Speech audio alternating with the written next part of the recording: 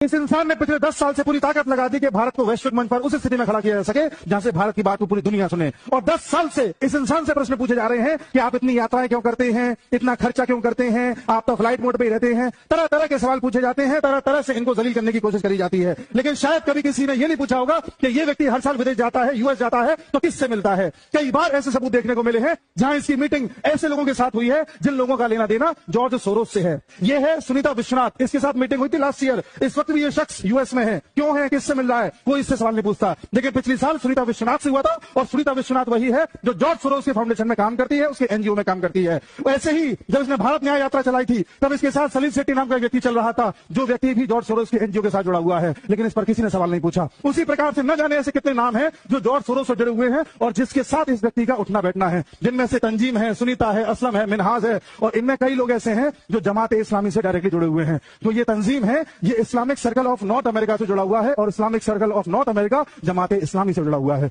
लेकिन किसी ने इस बारे में आज तक सवाल नहीं पूछा। सवाल पूछा जाता है तो किससे? उस व्यक्ति से जो पूरी दुनिया में भारत के नाम को रोशन करने में लगा हुआ है। सवाल पूछा जाता है तो उस व्यक्ति से जो सारे हिंदुओं को एक करके राष्ट्र को एक बनाने की कोशिश कर रहा है। लेकिन कभी सवाल नहीं पूछा जाता उस इंसान से जो हमारे देश को जातियों में बांटने की कोशिश कर रहा है, हर बात में जाति जाति जाति कर रहा है। और जॉर्ज सोरोस वो इंसान है जिसने खुद बोला था कि मैं लगभग $1 बिलियन का फंड रेज करूंगा जिससे कि पूरी दुनिया में उन ताकतों को कम किया जा सके जो नेशनलिज्म की बात करती है, राष्ट्रवाद की बात करती है।